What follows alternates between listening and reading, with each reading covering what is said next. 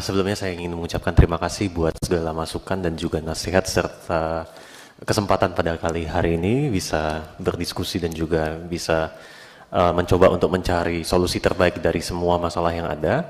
Saya ingin menyampaikan bahwa kritik yang saya lontarkan itu bukan sebagai bentuk pemberontakan, tetapi sebagai bentuk cinta saya kepada kejaksaan. Bahkan saya berjuang di Mahkamah Konstitusi juga untuk kejaksaan. Sudah mekanisme internal sudah saya tempuh. Jadi saya hanya ingin menyatakan bahwa Pak, sampaikan kepada Bapak Jaksa Agung bahwa saya tidak benci kejaksaan, tetapi saya hanya benci oknum-oknum pejabat. Ya, ketika jalur internal tertutup, Jaksa Jopi menerabas jalur media.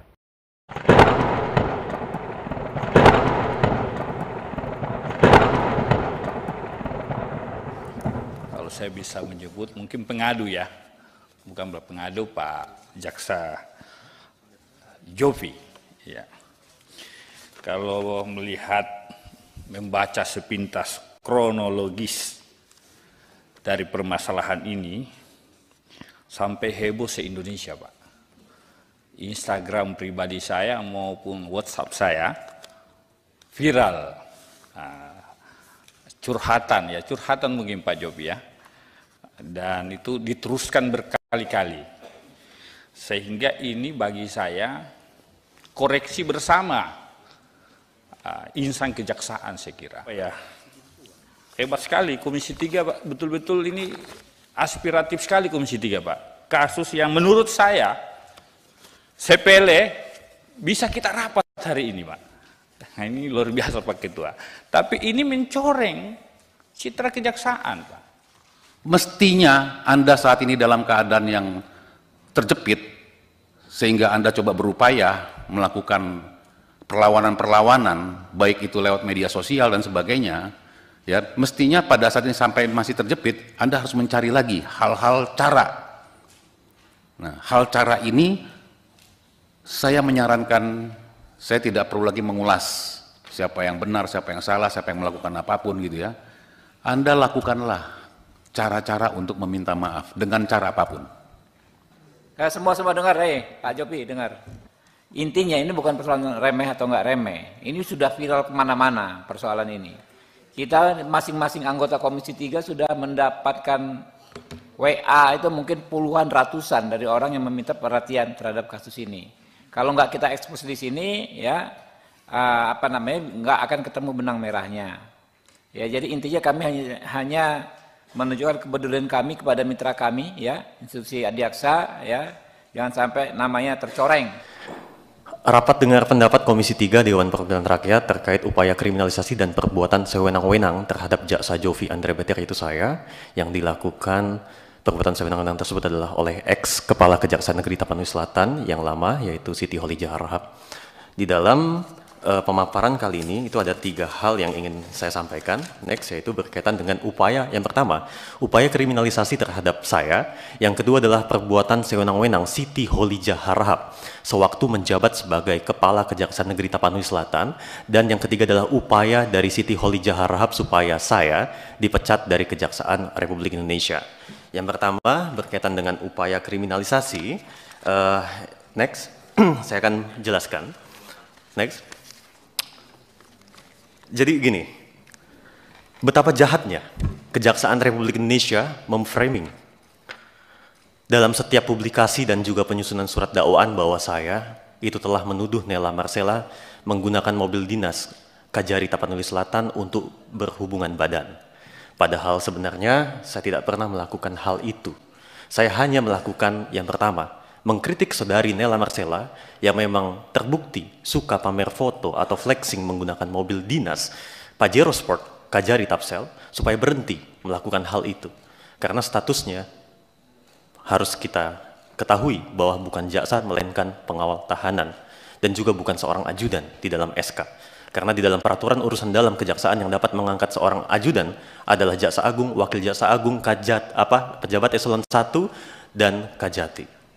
Jadi alangkah tidak etisnya apabila itu dilakukan, dan memang saya mengupload foto yang bersangkutan itu di akun yang sifatnya publik, yang sering FYP di TikTok. Yang kedua, Saya hanya membuat himbauan kepada masyarakat di Tapanuli Selatan dan Kota Padang Sidimpuan, apalagi jelas dan tidak terbantahkan di dalam akun TikToknya Nela sering flexing menggunakan mobil dinas Pajero Sport Kajari Tapsel. Supaya apa? Supaya mobil dinas Kajari Tapanuli Selatan atau mobil dinas semua yang ada di Kajari Tapanuli Selatan yang mayoritas merupakan statusnya pinjam pakai dari Pemda Tapanuli Selatan, yang artinya dibeli dari uang rakyat khususnya Tapanuli Selatan, supaya tidak disalahgunakan. Itu maksud saya. Tapi saya tidak ada, demi Allah, saya bersumpah, kalau saya bohong, hari ini saya mati pun saya siap. Saya tidak pernah menuduh Nela Marcela menggunakan mobil dinas untuk berhubungan badan dengan pacarnya. Ini yang framing sangat jahat dipublikasikan di Kapus Penkum. Dan selanjutnya, berkaitan dengan kriminalisasi itu sendiri.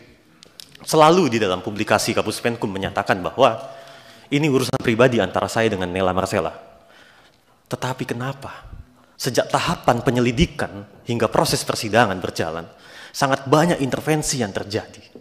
Contohnya adalah yang pertama ini. Kita lihat bagaimana Siti Holijah Harahap, yang kita sama-sama ketahui merupakan adik kandung dari Babul Khoir Harahap, mantan Wakajati Sumatera Utara, mantan Kajati Jawa Tengah, yang sekarang menjabat sebagai Wakil Ketua Komisi Kejaksaan, hadir pada saat konferensi pers dan tidak meminta saya yang ditahan pada saat itu di ruangan RTP Polres Tapanuli Selatan untuk hadir juga di dalam konferensi pers tersebut supaya terjadi perimbangan pemberian informasi. Katanya saya adiknya, dan beliau menyatakan di situ ada informasi bohong. Apa? Disampaikannya di depan publik, ada di akun TikToknya Polres Tapsel dan juga Kajari Tapsel. Saya memblokir semua nomor pegawai Kajari Tapanuli Selatan. Faktanya, 2 hari sebelum saya ditangkap, saya dihubungi oleh Kasih Pidum. Ada surat panggilan mediasi.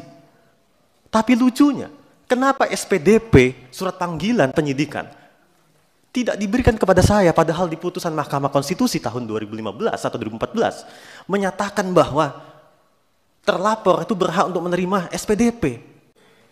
Tapi ini tidak. Beliau sangat antusias, bahkan memfitnah saya dengan pernyataan bahwa saya memblokir semua nomor pegawai, padahal saya balik dari Medan setelah menghadiri pemeriksaan atas dasar surat perintah dari Bapak Kajati Sumut atas laporan dari Kajari Tapsel bersama dengan Abangda Amiruddin Alamsyah Harahap yang merupakan Kepala Sub Bagian Pembinaan Kejaksaan Negeri Tapanuli Selatan. Ini contoh sederhana adanya bukti upaya kriminalisasi terhadap saya. Dan selanjutnya, terkait postingan saya. Next. Nah, inilah postingan saya. Dan di dalam persidangan pun 2 orang ahli, yaitu Bapak Effendi Saragih yang dihadirkan oleh Jaksa Penuntut Umum dan juga yang dihadirkan oleh kami, alhamdulillah ahli langsung diperintahkan oleh Dekan Fakultas Hukum Universitas Gadjah Mada tempat saya menimba ilmu, yaitu Prof. Markus Priyo, menyatakan dalam persidangan bahwa di dalam kedua postingan ini tidak ada melanggar unsur delik karena memang memenuhi kritik untuk kepentingan umum yang tidak dapat dipidana sebagaimana diatur di dalam pasal 45 ayat 7 huruf A Undang-Undang Nomor 1 Tahun 2024 yang mana menggeser penerapan delik formil menjadi delik material dalam arti yang negatif. Artinya ketika perbuatan memang mungkin dinyatakan memenuhi unsur tetapi di situ dilakukan untuk kepentingan umum, maka hapuslah sifat melawan hukumnya. Dan itu yang disepakati oleh 2 orang ahli dalam persidangan dan ada bukti rekamannya. Semua dengar, Pak Jopi dengar. Intinya ini bukan persoalan remeh atau enggak remeh. Ini sudah viral kemana-mana persoalan ini. Kita masing-masing anggota Komisi 3 sudah mendapatkan WA itu mungkin puluhan ratusan dari orang yang meminta perhatian terhadap kasus ini. Kalau enggak kita ekspos di sini, ya enggak akan ketemu benang merahnya. Ya, jadi intinya kami hanya menunjukkan kepedulian kami kepada mitra kami, ya, institusi adiaksa, ya, jangan sampai namanya tercoreng, ya. Oke, ada ini kesimpulan, tolong Mbak Sari bacakan. Baik. 1. Komisi 3 DPR RI meminta Kejaksaan Tinggi Sumatera Utara untuk memastikan laporan yang disampaikan oleh Saudari NM kepada Kepolisian Resort Tapanuli Selatan nomor STTLP garing B garing 177 garing 5 Romawi garing 2024 garing SPKT garing Polres Tapanuli Selatan garing Polda Sumatera Utara agar diproses secara profesional, transparan, akuntabel serta mendorong penyelesaian dengan mengedepankan keadilan restoratif. Sepakati ya? Dua. Ini ada. Lanjut. Dua. Komisi. Ya. Komisi 3 DPR RI meminta Kejaksaan Agung RI untuk melakukan evaluasi terhadap pemberian sanksi kepada saudara Jovi Andrea Bahtiar dengan tetap berpedoman kepada peraturan perundang-undangan yang berlaku serta memperhatikan aspek keadilan dan kemanusiaan. Ya, rekan. Sepakati?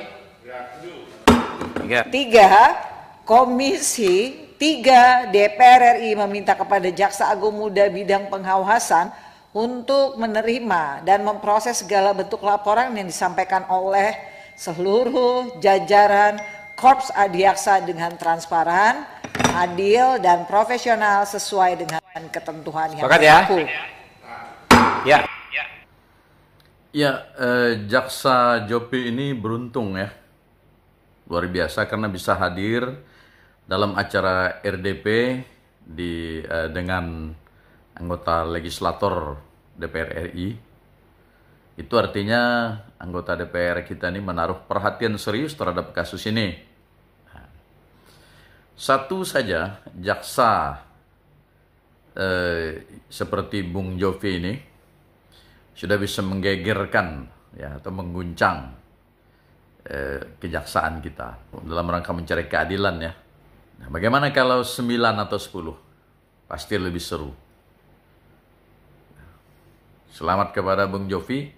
Mudah-mudahan nanti berakhir dengan baik bagi Bung Jovi maupun bagi lembaga kejaksaan kita.